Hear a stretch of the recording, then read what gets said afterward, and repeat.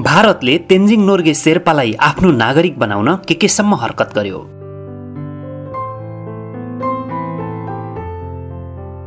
दर्शकवृन्द, विश्वकै सर्वोच्च शिखर सगरमाथा आरोहण गर्ने पहिला व्यक्ति हुन् नेपालका तेन्जिङ नोर्गे शेर्पा।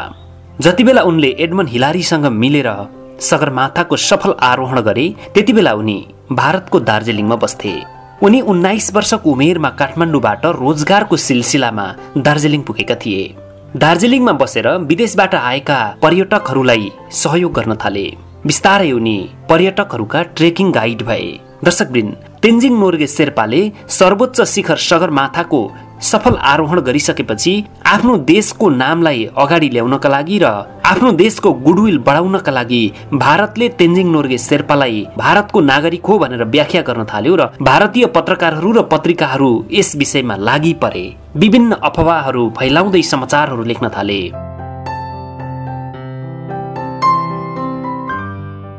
काठमाडौँबाट 362 भरिया र 20 शेर्पाको समूह लिएर विश्वको सबैभन्दा अग्लो चुचुरो सगरमाथा तर्फ लाग्दासम्म तेन्जिङ नोर्गे शेर्पा गुमनाम पात्र थिए। तर 7 हप्ताको लामो मेहनतपछि 29 मे 1953मा उनले न्युजिल्यान्डका पर्वतारोही एडमन्ड हिलारीसँगै विश्वको सर्वोच्च शिखर सगरमाथाको सफलतापूर्वक आरोहण गरे। यसपछि उनको नाम नेपालमा मात्र होइन विश्वभरि गुन्जियो। तर उनको यो ऐतिहासिक उपलब्धिसँगै एउटा विवादले जन्म लियो, जुन विवाद अहिले पनि आम नेपालीको मुटुमा सुइरो बनेर घोचिरहन्छ। आखिर तेन्जिङ नोर्गे कुन देशका नागरिक हुन्? तेन्जिङको ऐतिहासिक सफलतासँगै भारतीय अखबारहरूले अप्रत्याशित रूपमा उनी भारतीय नागरिक भएको दाबी सहित प्रचार प्रसार गर्न थाले। भारतीय अखबारहरूको त्यो दाबी देखेर बेलायती पर्वतारोही दल पनि अचम्ममा पर्यो। करिब 2 महिना तेन्जिङसँग हिउँमा पौठेजोरी खेलेका बेलायती पर्वतारोही उनी जन्मिएको सोलुखुम्बु क्षेत्रका अनगिन्ती कथा सँगालेर फर्किएका थिए। बेलायती पर्वतारोही दलका नेता जोन हन्टले यस कुराको पुष्टि विभिन्न डकुमेन्ट्रीहरूमा गरेका छन्। विश्वले तेन्जिङ हिलारीको सगरमाथा आरोहणलाई प्रकृतिमाथिको मानव जातिको विजयको रूपमा हेरेको थियो। यसैले सगरमाथा आरोहणपछि काठमाडौँ फर्किएको बेलायती पर्वतारोही दललाई काठमाडौँमा भव्य स्वागत गरियो। तेन्जिङलाई राष्ट्रिय हिरोको रूपमा सम्मान गर्न नेपाल सरकारले कुनै पनि कन्जुस्याइ गरेन। सगरमाथाको आधार शिविरबाट काठमाडौँ फर्किँदा चोक र गल्लीहरूमा तेन्जिङ शेर्पा जिन्दाबादको नारा उर्लियो। जनकवि केशरी धर्मराज थापाले हाम्रो तेन्जिङ शेर्पाले चढ्यो हिमाल चुचुरा बोलको गीत गाएर तेन्जिङको सफलतालाई हरेक नेपालीको घर घरमा पुर्याए। उनले आफ्नो गीत मार्फत तेन्जिङ नेपाल आमाको सच्चा सपूत भएको बताउन भुलेनन्। हाम्रो तेन्जिङ शेर्पाले चढ्यो हिमाल चुचुरा। सोलुखुम्बुमा जन्मिएका तेन्जिङलाई तत्कालीन बडा महारानी राजा त्रिभुवनकी श्रीमतीले 10,000 नगद प्रदान गरिन्। यस्तै पर्वतारोही दलका अन्य सदस्यहरूलाई खुकुरी प्रदान गरियो। बेलायती महारानी एलिजाबेथ द्वितीयको राज्याभिषेक भन्दा ठिक 1 दिन अगाडि तेन्जिङ एडमन्डले सगरमाथा माथि विजय प्राप्त गरेका थिए। दोस्रो विश्वयुद्धपछि खुम्चिँदै गएको बेलायतका लागि महारानी एलिजाबेथलाई दिने यो ठूलो उपहार थियो। त्यसैले पर्वतारोही दलका नेता जोन हन्ट र एडमन्ड हिलारीलाई तत्कालै बेलायतको सर्वोच्च सम्मान अर्डर अफ ब्रिटिस अम्पायरबाट विभूषित गरियो। तर तेन्जिङको विषयमा तत्काल कुनै घोषणा भएन। यसको पनि आफ्नै कारण थियो, उही नागरिकताको विवाद। सगरमाथा आरोहणसँगै भारतीय अखबारहरूले तेन्जिङ भारतीय भएको भन्दै एकपछि अर्को समाचार बनाउन थाले। वास्तवमा भएको के थियो भने सन् 1950मा चीनले तिब्बतलाई आफ्नो भूभागमा गाभ्नु अघि बेलायत लगायतका युरोपेली पर्वतारोहीहरू तिब्बतको उत्तरी मोहडाबाट सगरमाथा चढ्न जान्थे। त्यतिबेला नेपाल तर्फको दक्षिणी मोहडा खुल्ला भइसकेको थिएन। रोजगारीको सिलसिलामा किशोर अवस्थामा सोलुखुम्बुबाट काठमाडौँ झरेका तेन्जिङले नेपालमा गतिलो काम भेटेनन्। त्यतिबेला विदेशी पर्वतारोहीहरू दार्जिलिङको बाटो हुँदै तिब्बततर्फ लाग्थे। त्यसैले दार्जिलिङमा राम्रो काम पाउने विकल्पको रूपमा तेन्जिङ उता लागे। सगरमाथाको सफल आरोहण पूर्व उनले 7 पटकसम्म पहिले भरिया र पछि गाइडको रूपमा काम गरेका थिए। उनी विदेशी पर्वतारोही माझ परिचित भइसकेका थिए।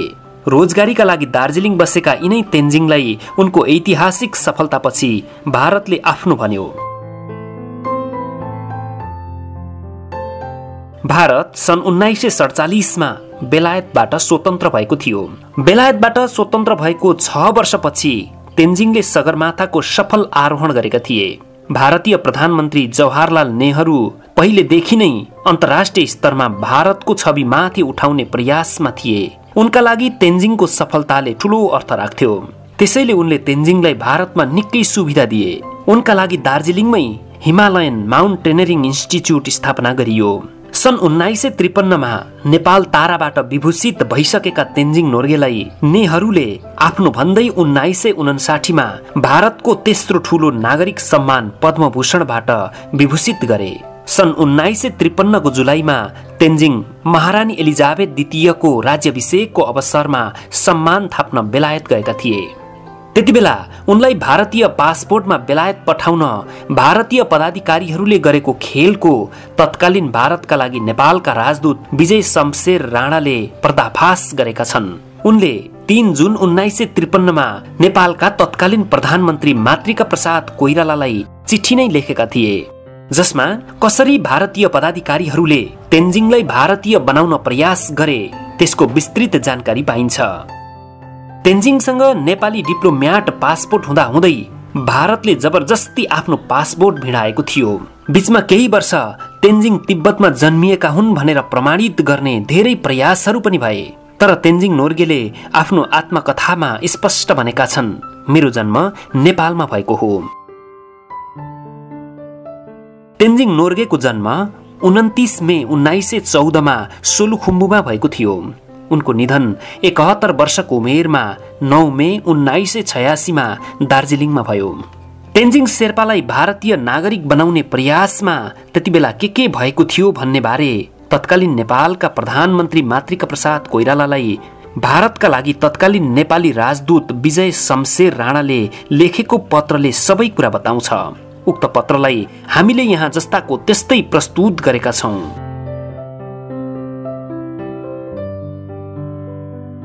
नेपाली दूतावास नयाँ दिल्ली 3 जुन 1953।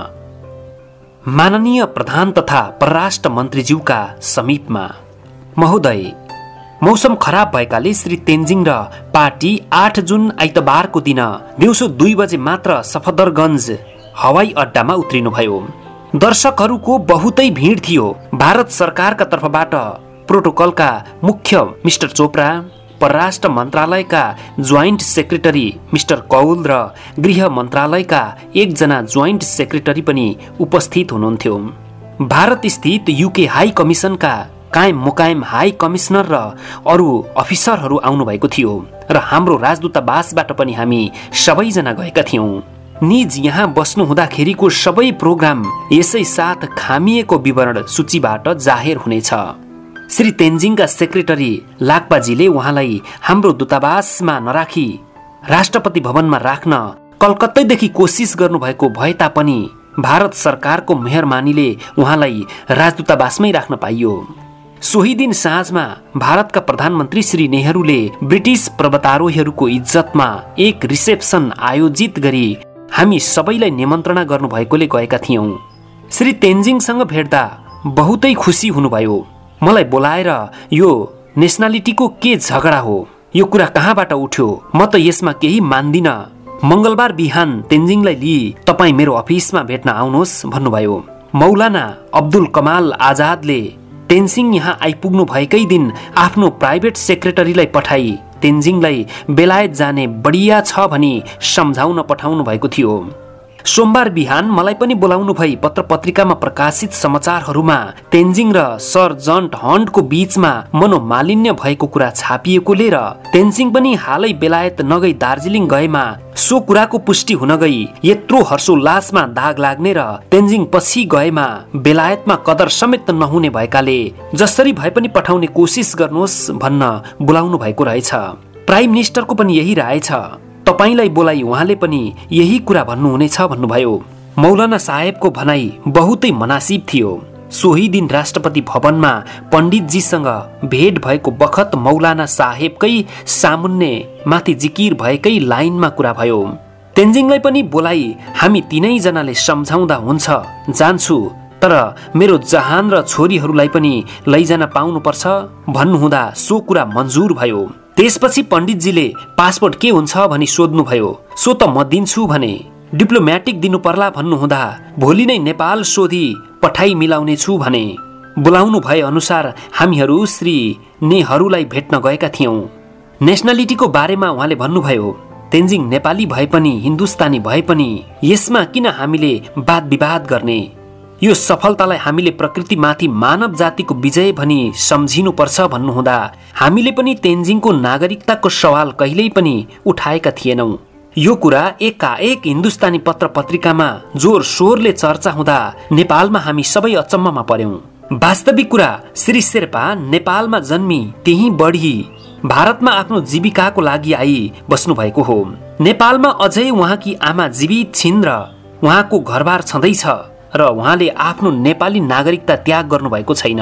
यो पनि साँचो हो। 15-20 वर्षदेखि उहाँ दार्जिलिङमा आई बसिरहनु भएको छ भने। त्यसपछि नेहरूले तेन्जिङ तर्फ फर्की कहिए ए सब क्या है भन्नुभयो। जवाफमा तेन्जिङले मैं तो कुछ नहीं जानता साहेब, मैं तो नेपाल का भी हूँ, हिन्दुस्तान का भी हूँ भन्ने जवाफ दिँदा हाँसी ठिक छ भन्नुभयो। मौलाना साहेबले भन्नुभए अनुसार उहाँले पनि तेन्जिङलाई ब्रिटिस पर्वतारोहीसँग बेलायत जानुपर्छ भन्नुभयो। श्री तेन्जिङको भने दार्जिलिङ गइकन मात्र जाने विचार थियो, तर सबै कुरा देखाई सम्झाउँदा लाक्पालाई लैजान पाए जान्छु भन्नुभयो। श्री नेहरूको भने निज लाक्पालाई पठाउने विचार नभएकाले 4 जना तेन्जिङको परिवार मात्र गए भइहाल्छ, जनरल विजयसँग कुरा गरी मिलाउनु भन्नुभयो। पासपोर्टको के बन्दोबस्त भयो भनी सोध्नु हुँदा मैले हिजो तपाईलाई भने बमोजिम सब ठिक गरिसके भने। हैन कुन पासपोर्ट, हिन्दुस्तानी या नेपाली लिइनी जान लागेको भनेर भन्नुभयो। मैले नेपाली पासपोर्ट ठिक गरिसकेको कुरा उहाँलाई सुनाए। त्यो त केही छैन, तर हाम्रो पासपोर्ट लिएर गएमा ठाउँ ठाउँमा हाम्रा मिसन भएकाले तेन्जिङलाई सबै प्रकारको सुविधा हुने भएकाले भनेको हुँ भन्नुहुँदा मैले हाम्रो प्रतिनिधि वा मिसन नभएका ठाउँमा नेपाली पासपोर्ट लिई जाने व्यक्तिहरूलाई पनि सो ठाउँमा रहेका भारतीय मिसनबाट मद्दत मिलेकैले तेन्जिङलाई पनि सो सहुलियत प्राप्त भइजानेछ भन्दा हुन्छ, यो त ठिक छ भन्नुभयो। त्यसपछि लुगाको कुरा उठाउनु भयो। लुगा त हालिदिने बन्दोबस्त गर्नुभएकै होला, नभई नहुने कुरा यहाँबाट हालिकन पठाइदिनुहोस्, बाँकी बेलायतमै किन्ने बन्दोबस्त म मिलाइदिनेछु र त्यहाँ रहुन्जेल यिनी भारतीय हाई कमिसनको पाहुना भइरहनेछन् भन्नुभएकोले सो कुरा मैले मन्जुर गरेँ। यस विषयमा अरू कुरा मिस्टर आइपी चोपडासँग मिलाउनु भनी हामीलाई बिदा गर्नुभयो। त्यसपछि मिस्टर चोपडासँग गई कुरा गरेँ। उहाँले पनि लाक्पालाई नलैजाने कुरा गरी तेन्जिङलाई सम्झाउँदा उनले मन्जुर गरेकाले सबै कुरा मिल्ने देखियो। त्यसपछि लुगाको कुरा सोद्धा मिस्टर चोपडाले 1 कोट, 2 प्यान्ट, 1 डिनर ज्याकेट, 2 कमिज र 1 ओभरकोट भए काम चल्छ भन्नुभएकोले घर फर्की आई सूचीकार बोलाई लुगा छेकाइदिए। हाम्रो भिसाको निमित्त रहेको फर्म भराई उनको निमित्त 1 डिप्लोमेटिक पासपोर्ट जारी गरी युके र स्विजरल्यान्डको भिसा गराइदिए। श्री नेहरू हालै स्विजरल्यान्ड जानु भएको बखत स्विजरल्यान्ड अल्पाइन फेडरेसनले उहाँको हाल तेन्जिङलाई केही दिनको निमित्त त्यहाँ आउन निम्ता गरेका रहेछन्।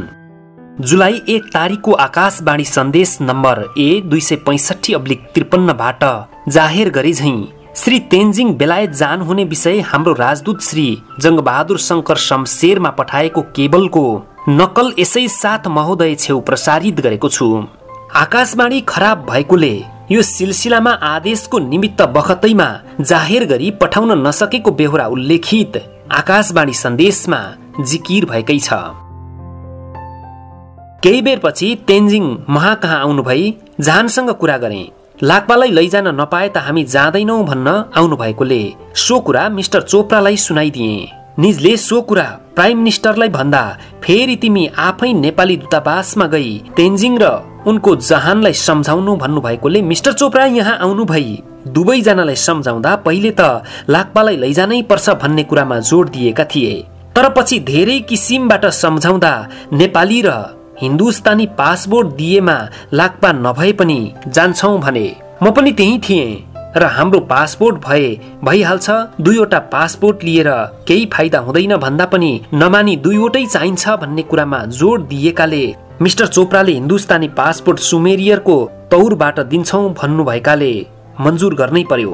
सबै कुरा मिलेकोले चोपडा फर्की जानुभयो। फेरि दिउँसो 2 बजे तेन्जिङ र उनकी जहान म कहाँ भेट्न आउनुभई।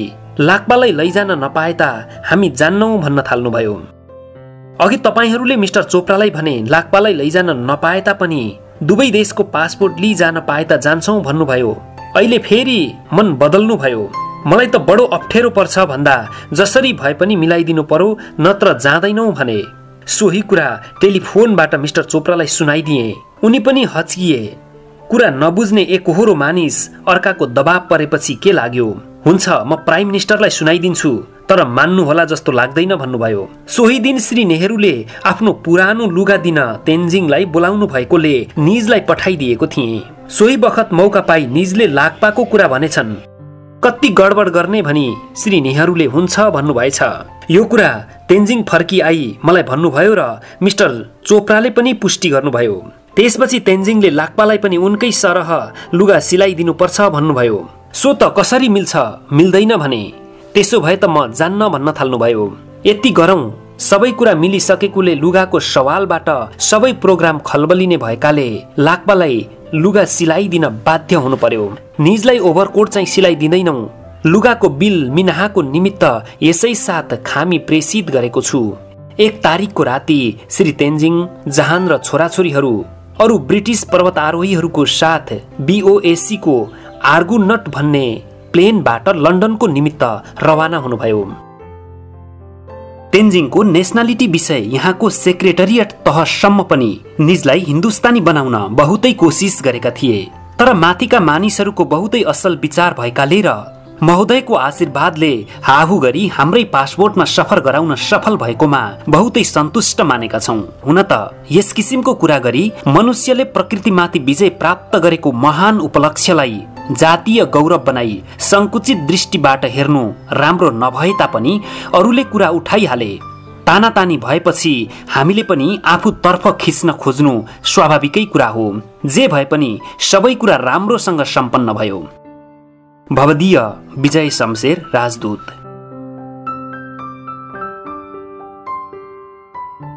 पुनश्च श्री तेन्जिङको सत्कारार्थ एक इच्छा भोजन जुन 29 तारिकको दिन दिल्ली जिम खाना क्लबमा आयोजना गरेका थियौं। सो इच्छा भोजनमा केही केन्द्रीय मन्त्रीगण तथा दिल्लीका प्रतिष्ठित महानुभावहरू समेत गरी जम्मा 250 जतिलाई निम्त्याएकोमा प्राय सबै जसो महानुभावहरू सो इच्छा भोजनमा उपस्थित हुनुभएको थियो।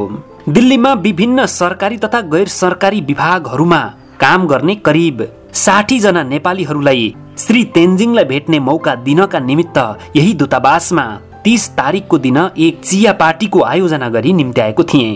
सो पार्टीमा उपस्थित नेपालीहरूले निज श्री तेन्जिङलाई एक मानपत्र समेत पेश गरे। सो मानपत्रको एक प्रति नक्कल विस्तार विदितार्थ महोदयमा पेश गरेको छु।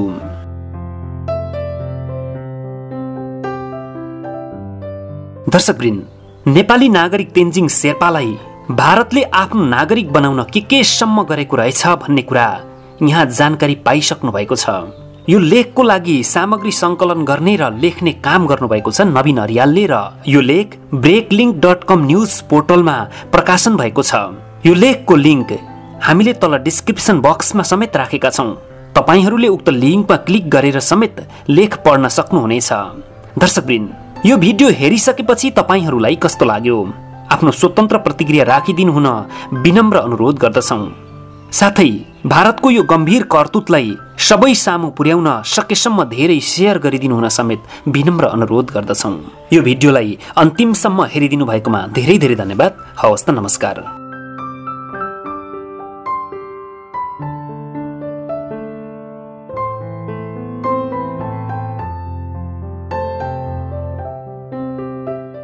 Halaija Entertainment